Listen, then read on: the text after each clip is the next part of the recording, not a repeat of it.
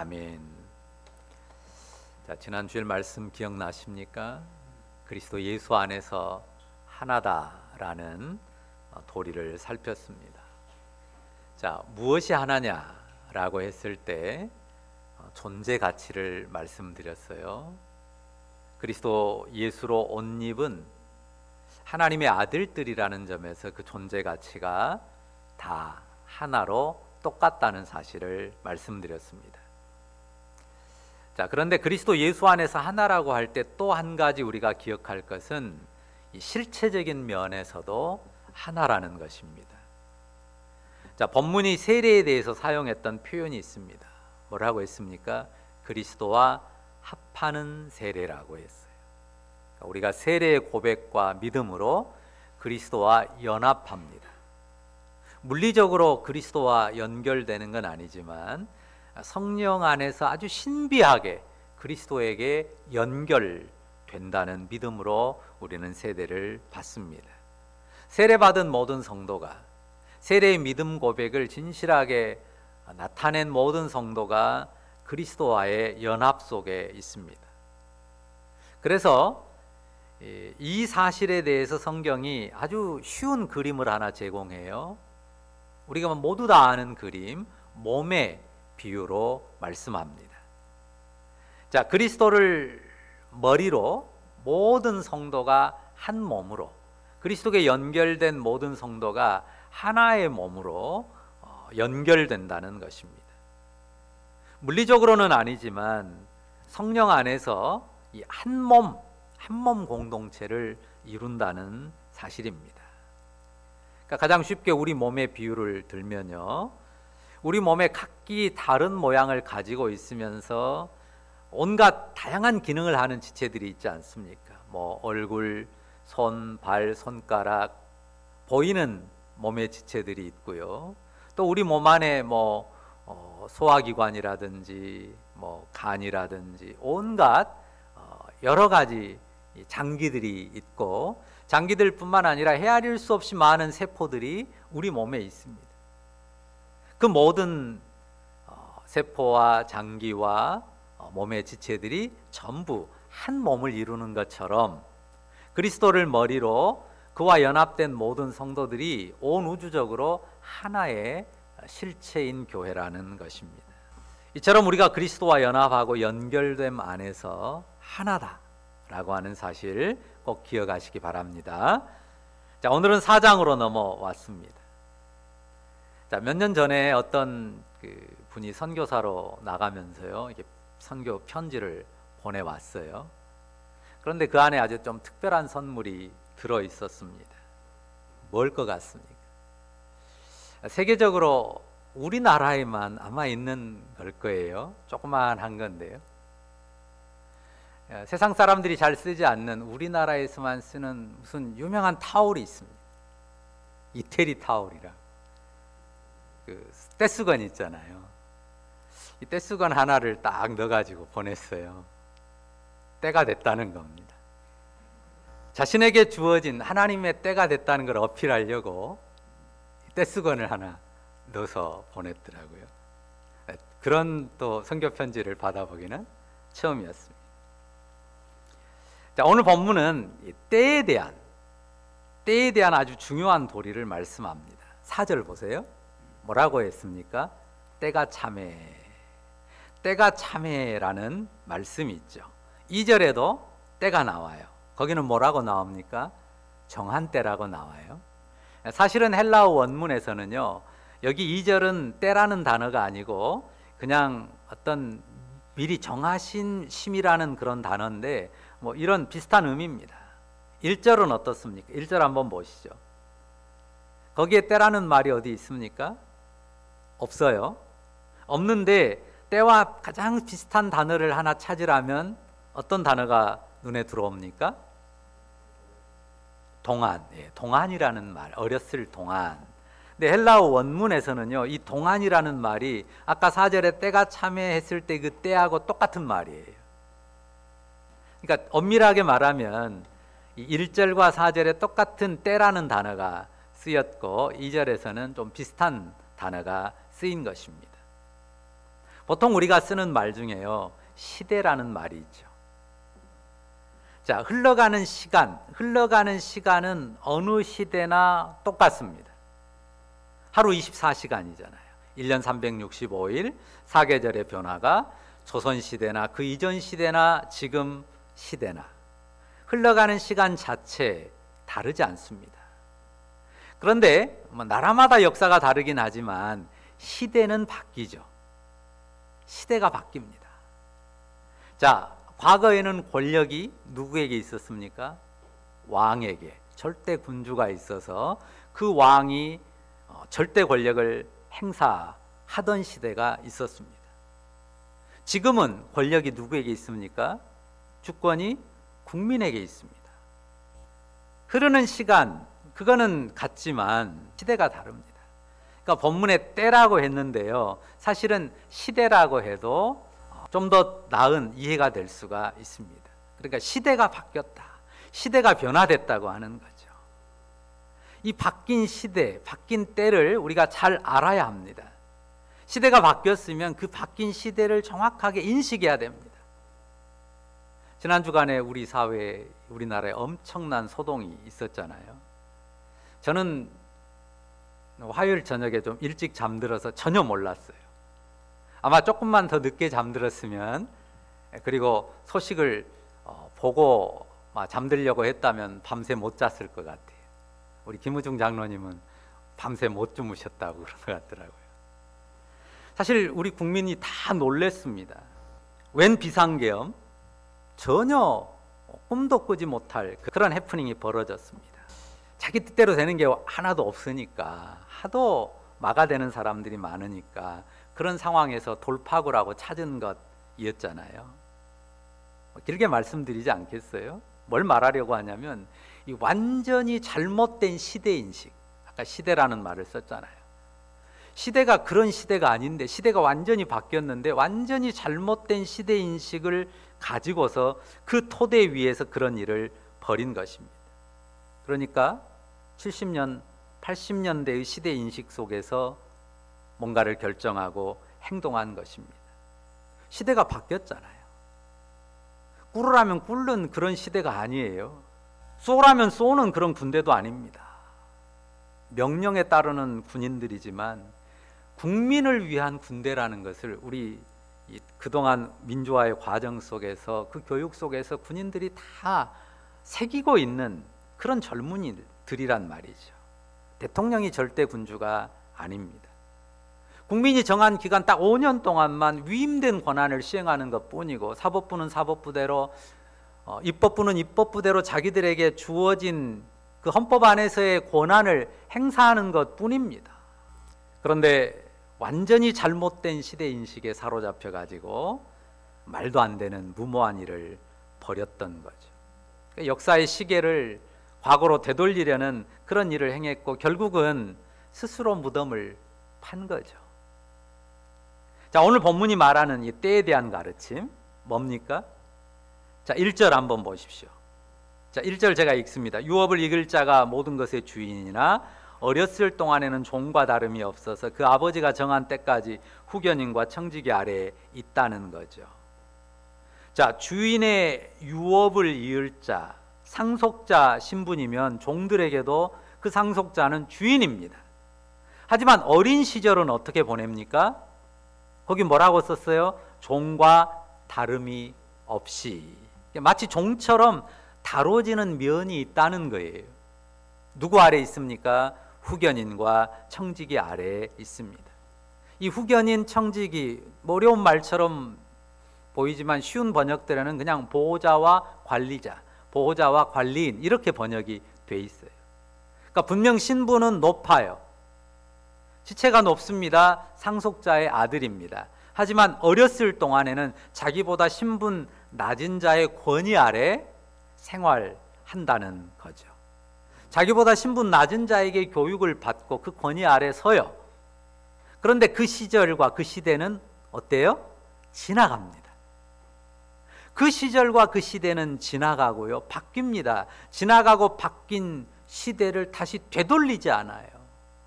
역사에서 가장 중요한 때의 변곡점을 성경이 말합니다. 자, 굉장히 중요한 외침. 자, 4절과 5절 한번 같이 읽어봅니다. 같이 읽습니다. 때가 참에 하나님이 그 아들을 보내사 여자에게서 나게 하시고 율법 아래에 나게 하신 것은 율법 아래에 있는 자들을 속량하시고 우리로 아들의 명분을 얻게 하려 하심이라. 자, 하나님이 독생하신 아들을 여자에게 나게 하신 바로 그 때가 역사에서 가장 중요한 때의 변곡점입니다. 바로 이 때가, 자, 하나님의 독생하신 아들을 여자에게 나게 하신 때가 어떤 때예요? 우리가 12월에 맞는 성탄절이에요. 우리가 성탄절을 기뻐하고 기념하고 축하하는 이유가 하나님이 역사의 가장 중요한 변곡점으로 자기 아들을 사람의 모양으로 여자를 통해 나게 하셨다고 하는 것입니다. 그리고 율법 아래 나게 하셨습니다. 이유가 뭡니까? 율법에 굴복하고자 함이 아니고 율법 아래에 있는 자들을 속량하고자 하심입니다. 그리고 무엇을 주려고 하셨어요? 무엇을요? 율법 아래에 있는 자들을 속량하시고 그 다음 뭐예요? 우리로 아들의 명분을 얻게 하려 하심이라. 아들의 명분을 얻게 하려 한다라고 번역이 됐는데요, 원문을 직역하면 우리로 하여금 양자됨을 받게 하려 합니다.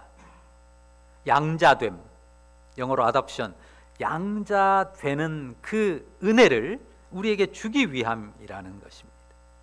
자, 아들이라는 단어와 양자의 느낌은 조금은 느낌이 다른 면이 있죠. 아들은 어떻습니까? 처음부터 자격이 있는 거예요. 양자는 원래는 아닌데 아들의 자격을 나중에 얻은 거죠. 그런 차이가 있습니다. 우리가 아들의 명분을 얻는 놀라운 자리에 서게 되는 변곡점이 뭐라고요? 독생하신 하나님 아들이 사람이 되신 성탄. 거기에 우리가 아들의 명분을 얻게 되는 바로 그 놀라운 은혜를 입는 그런 역사의 변곡점이 시작이 되는 것입니다. 성육신하신 하나님의 아들이 우리의 죄를 속량하셨습니다. 그런데 5절 표현이 뭡니까? 속량이라는 말 앞에서 죄로부터 우리를 속량하셨다는 표현을 쓸 수 있지만 뭐라고 썼어요? 율법 아래 있는 자들을 속량하셨다라고 하죠. 여기 본문의 표현대로 하면 후견인과 청지기 아래 있는데 언제까지예요? 본문의 표현을 다시 한번 보세요. 아버지가 정한 때까지. 그러니까 아버지가 정한 때까지만 율법이라고 하는 후견인과 청지기 아래에 있는 거고, 이제 하나님의 아들이 사람이 돼서 여자에게서 태어나셔서 우리를 속량하시는 그 구속의 역사를 이루면 이제 그리스도 예수 안에서 우리는 어떤 시대를 살아요? 이제는 아들의 시대를 살아요. 어떤 시대를 산다고요? 아들의 시대를 살아요. 내가 하나님의 아들로 사는 아들의 시대를 산단 말이에요. 자, 6절을 같이 읽어볼까요? 6절 같이 읽습니다. 너희가 아들이므로 하나님이 그 아들의 영을 우리 마음 가운데 보내사 아빠 아버지라 부르게 하셨느니라. 너희가 아들이므로 하나님이 그 아들의 영을 우리 마음에 보내사 아빠 아버지라 부르게 하셨느니라. 이 첫 부분 너희가를 우리가로 바꿔서 한번 읽어볼까요? 우리가, 시작. 우리가 아들이므로 하나님이 그 아들의 영을 우리 마음 가운데 보내사 아빠 아버지라 부르게 하셨느니라. 자, 이번에는 우리가 아니라 내가로 한번 바꿔보세요. 내가 아들이므로 내 마음에, 자, 나로 한번 해봅니다. 내가, 시작. 내가 아들이므로 하나님이 그 아들의 영을 내 마음 가운데 보내사 아빠 아버지라 부르게 하셨느니라. 아멘. 내가 아들이므로 하나님이 그 아들의 영을 내 마음 가운데 보내사 아빠 아버지라 부르게 하셨느니라. 이것이 성경이 우리 입술에 담아주는, 우리 영혼에 담아주는 믿음의 고백입니다. 성경이 우리 모두 내 안에 담아주는 믿음의 고백이에요. 여러분이 홍길동의 슬픔과 좌절을 아시잖아요. 무엇이 너무너무 슬펐어요? 아버지를 아버지라 부르지 못하게 했습니다. 내가 안 부른 게 아니라 나는 아버지라고 부르고 싶고 형도 형이라고 부르고 싶은데 못 부르게 했어요. 왜요? 천 것이니까. 아버지 피는 받았어도 천한 여종을 통해서 태어났으니까 나는 제대로 네 아버지가 아니라는 거죠. 그래서 아버지라고 부르지 못했고, 분명 아들인데도 평생 천시받는 운명에 묶였습니다. 그런데 내가 주 예수를 믿음 안에서 하나님의 아들입니다. 6절 다시 한번 읽어볼까요? 같이 읽습니다. 너희가 아들이므로 하나님이 그 아들의 영을 우리 마음 가운데 보내사 아빠, 아버지라 부르게 하셨느니라. 하나님이 그 아들의 영을 우리 마음 가운데 보내주셨어요. 여러분이 부르고 싶다고 부를 수 있는 아버지가 아니에요. 우리 마음에서 하나님을 아빠라고 아버지라고 부를 수 있는 것은 하나님께서 그 아들의 영을 우리 마음 가운데 보내주셨기 때문입니다. 하나님을 아버지라고 부르는데요, 또 어떻게 불러요? 아빠라고 부릅니다. 옛날에는 아바 그랬는데요, 하나님을 아빠라고 부릅니다. 와, 감히 하나님을 향해서 아빠라고 불러요. 여기 아마 자기 아버지를 아빠라고 불러본 적이 없는 분들도 꽤 될 거예요. 옛날에는 아빠라는 그런 친근한 호칭으로 아버지에게 다가간 자녀들이 별로 없었습니다. 이것이 성경을 통해 선포받는 위대한 복음입니다. 우리가 먼지고 티끌이잖아요. 훅 불면 나라가 없어지는 그런 존재예요. 그런 먼지와 티끌에 불과한 인생이 하늘의 하나님을 아버지라고 부르는데 그것도 아빠라고 부르도록 허락을 받았습니다. 호칭만 그런 게 아니죠. 단지 호칭만이 아니에요. 홍길동 이야기했지만 아버지라고 못 부르게 하는 건 그냥 호칭만 못 쓰게 한 게 아니잖아요. 그 호칭에 담긴 관계라는 게 있습니다. 그 관계에서 밀어내는 거예요. 호칭을 금함으로 그 관계를 금하는 것입니다. 그래서 홍길동은 아버지를 누구라고 불렀어요? 대감마님이라고 불러야 됐어요. 그 아들인데도 아들의 관계를 허락한 게 아니라 대감마님, 그 대감 집의 종의 관계로 그 종의 수준에서 살도록 정한 것입니다. 우리가 하늘의 하나님을 아버지라고 부릅니다. 그리고 더욱이 그 지극히 높고 거룩하신 하나님을 아빠하고 부르는 것은요, 단순한 칭호가 아닙니다. 호칭이라고 하는 것은 단순하게 그냥 쓰는 호칭이 아니에요. 그 호칭을 쓸 때는 그 호칭에 담긴 관계 안에 사는 것입니다. 실제로 그 관계를 누리며 사는 거예요. 아빠라고 부르는 아들이면, 딸이면 그 대상이 되는 그 아빠를 아빠로 누린단 말이에요.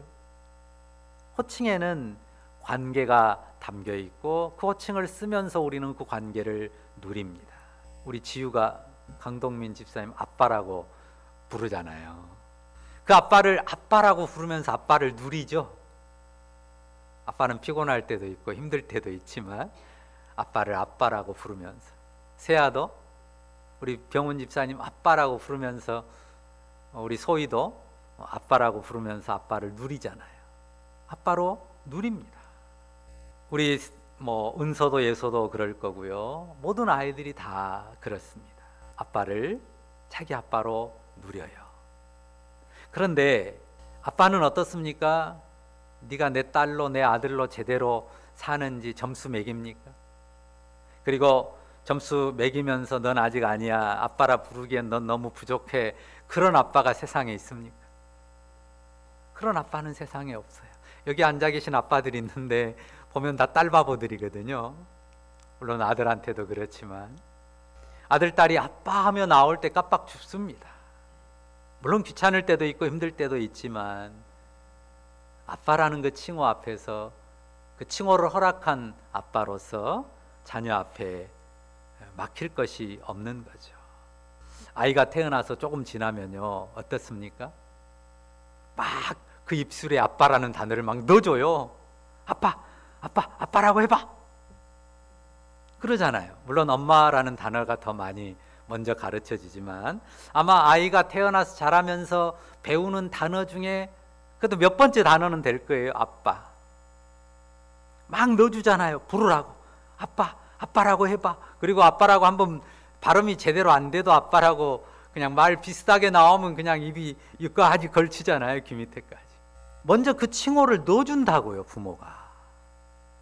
넣어줄만 해서 얘가 나를 아빠라고 부르면 내가 좀 가오가 살겠다. 그래서 아빠라고 그때쯤 돼서 아빠라고 부르라고 허락하는 게 아니라요. 아무것도 모르고 아무 유익도 안 되는 그 꼬맹이 입술에 말도 제대로 못하는 아이 입에 아빠라는 이름을 넣어줍니다.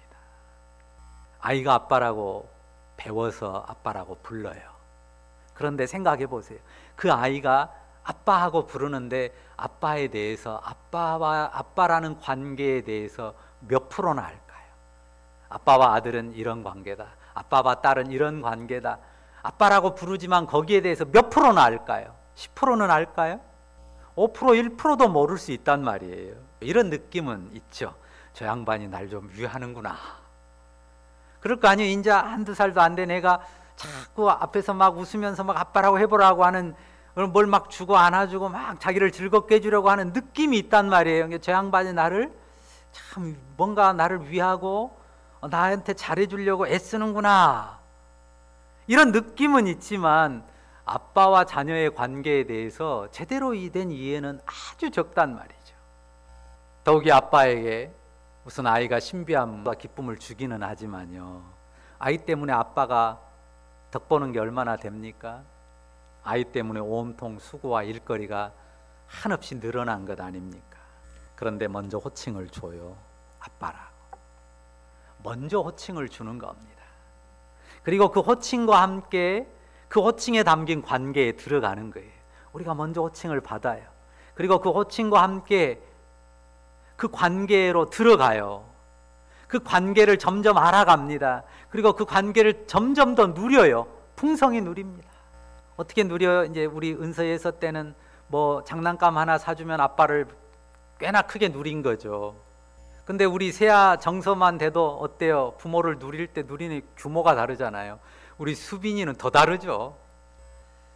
그러니까 은혜로 호칭을 받고 호칭에 담긴 관계로 점점 나아가는 거고 더 알아가고 더 풍성함을 누려가는 것이고요. 사랑을 더해가는 것입니다.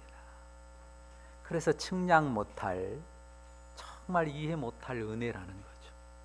어떻게 먼지와 티끌에 불과한 우리가 하나님을 아버지라고 부르라고 허락을 받냐고요. 부르는 칭호만이 아니라고 했잖아요. 실제로 하나님이 자기를 아버지로 우리에게 내어주시고 자기를 우리 아버지로 누리게 하신단 말이죠. 아빠로 누리게 하십니다. 그리스도 예수 안에서 때가 찬 하나님의 경륜이 나타났습니다. 완전히 새로운 시대가 열린 겁니다. 이제는 더 이상 율법의 종이 아닌 하나님의 아들로 사는 시대가 열린 거예요. 더 이상 율법의 종으로 사는 시대가 아니라 그 시대는 끝났고 종결됐고 하나님의 아들로 사는 시대가 열린 것입니다. 예수 그리스도의 성육신이 십자가 복음이 그 시대를 우리에게 열어준 것입니다. 그를 믿는 우리가 바로 그 시대를 사는 백성입니다. 그런데 이 지금 디모데 갈라디아서가 쓰여진 그 당시에 어떤 사람들이 있었어요? 율법의 속박 속으로 끌고 가려고 하는 유대인들이 있었단 말이에요. 그들이 교회 안에서 목소리를 높였습니다. 그래서 바울이 이 복음의 선포를, 이 분명한 선포를 들려준 거죠. 그러니까 꼭 그 옛날 시대에 그 지워진 그리고 지나가 버린 옛날 시대의 향수로 돌아가려는 사람들이 있어요.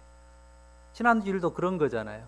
군부 독재 시대의 향수에 젖어 있는 사람들, 그런 사람들 중에는 계엄을 환영하고 박수친 소수의 사람들이 있었어요. 황모 전 총리나 뭐 그런 사람들은 계엄을 대단히 잘한 일이라고 환영했었습니다. 물론 소수긴 하지만 그렇게 옛 시대의 향수를 가지고 옛 시대로 올가매려는 사람이 있습니다. 그런데 본문은 뭐가 그렇다고요? 율법을 가지고 얽어매려는 유대인들은 그런 사람들이라, 시대가 바뀐 거를 전혀 모르는 사람들이다 하는 거예요. 그래서 율법, 이 3절을 한번 보세요. 3절의 표현에 율법을 뭐라고 했어요? 이 세상의 초등학문이라고 했어요. 이 원어의 기본 뜻이 뭐냐면요, 기초, 기본 요소, 뭐 기본 원리, 이런 뜻이에요. 그러니까 쉽게 말하면 그 유치원에서 배우는 거다 그 말이에요. 유치원생들이 배우는 그런 원리. 유치원 수준의 아이들 어때요? 얘들 어떤 수준에서 막 저요 하고 막 잘하려고 하고 그럽니까? 요 칭찬 스티커 하나 받으려고. 유치원 애들 그러잖아요. 또 혼 안 날라고, 꾸지람 안 들으려고. 꼬맹이 아이들 그냥 때로 부모가 무섭거나 선생님 무서워서 그냥 혼 안 날려고 하는 수준에서 해요. 그런 수준에서 우리가 사는 게 아니라는 거예요. 유치원에서 배운 건 쓸모없다는 게 아니에요. 가장 기본적인 거죠. 근데 그거는 유치한 수준이고 초등학문 수준이지 중등도 아니고 고등은 더욱 아니라 그 말이에요. 그러니까 아들로서 아들의 존엄함 속에서 자신의 행동을 돌아보는 거지, 벌 받을까 봐, 아니면 뭐 상 하나 받으려고 꼬맹이 아이들이 그냥 그런 것에 목숨 걸듯이 그렇게 사는 게 아니란 말입니다. 물론 우리가 순식간에 완전한 사람들이 되는 건 아닙니다. 그런데 분명한 것은, 분명히 알아야 될 것은 복음이 열어놓은 하나님의 아들의 성육신과 그의 십자가 대속의 죽음으로 우리에게 열어놓으신 새로운 시대, 우리가 하나님의 아들로 살아가는 새로운 시대, 그것도 하나님을 아빠라고 부르는, 하나님 아빠라고 부를 수 있는 그런 놀라운 은혜의 시대가 우리에게 열려 있다는 사실입니다. 우리가 많이 어리고 부족하죠. 허물진 데도 많아요. 그런데 그 놀라운 호칭으로 하나님 앞에 나오도록 허락을 받았고요, 그 호칭 속에서 그 관계에 담긴 은혜들을 조금씩 더 배워가고 알아가고 누려가는 그 놀라운 은혜로 우리가 부름을 받았다는 사실입니다. 누가요? 내가. 누가요? 내가. 여러분 한 사람 한 사람이 그 놀라운 은혜로 부름을 받았습니다. 그러니 그 놀라운 은혜를 주신 하나님 앞에 기쁨과 감사로 경배드리시기를 바랍니다. 그 은혜를 위해 하나님의 아들이 사람으로 오신 이 성탄의 절기를 참으로 뜻깊게 맞으면서 더욱 감사와 기쁨을 누리는 여러분들 되시기를 바랍니다. 그리고 어떻게 해야 된다고요?